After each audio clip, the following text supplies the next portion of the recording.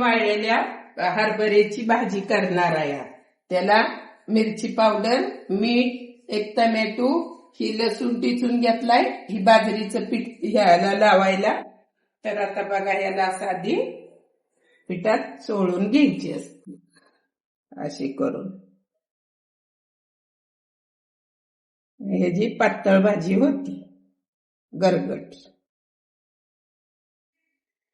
तर आता आपण गॅस चालू करून घेऊया.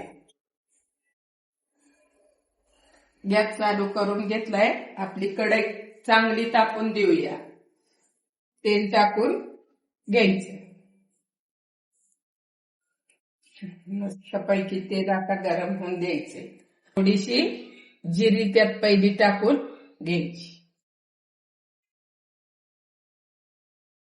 त्याला लसूण पण टेचल्याला टाकून द्यायचा.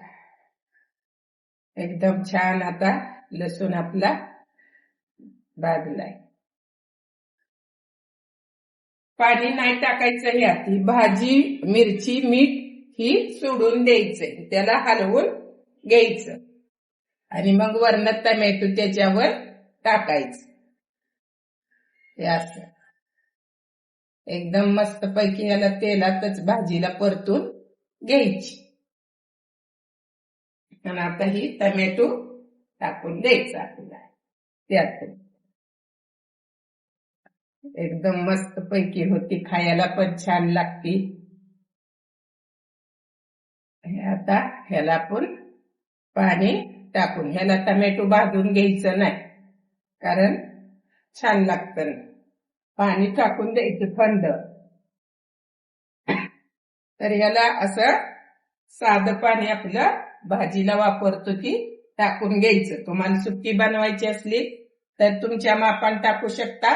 गरगटी बनवायची असली तर असं एवढं टाकायचं, म्हणजे ही भाजी शिजून येईल. तर याला अशी तुरीची डाळ जरा वरनं टाकून द्यायची, ती हलवायची परत. आता आपण झाकून घेऊया 5 मिनिट. आपली भाजी होऊन जाते एकदम छान पैकी. भाजी, हरभऱ्याची गरगटी भाजी आणि भाकरी एकदम खायला छान लागते. भाकरी बी बनवून ठेवल्या त्या. आता फक्त भाजी आणि मसाले भात मस्त पैकी. आज डावटी तुम्हाला कसं खायचं ते आपलं झालेलं आहे. भाजी भाकरी आता मस्त पैकी. तुम्ही बी एकदा करून बघा. लाईक करा, शेअर करा, कमेंट करा, सबस्क्राईब करा. भाजी झालेली एकदम छान पैकी. आणि आता हिला बंद करून काढून घेऊया आपण. एकदम छान पैकी झालेली, एकदम मस्त अशी घट्ट झाली पाहिजे शिजून. त्या अंदाजाने टाकायचं. सुकी करायची तर सुकी बी करता येते. तर याला आता आपण काढून घेऊया. तर आता आपण काढून घेतलेले झालेले. तुम्ही बी नक्की एकदा ट्राय करा, एकदम छान पैकी लागते.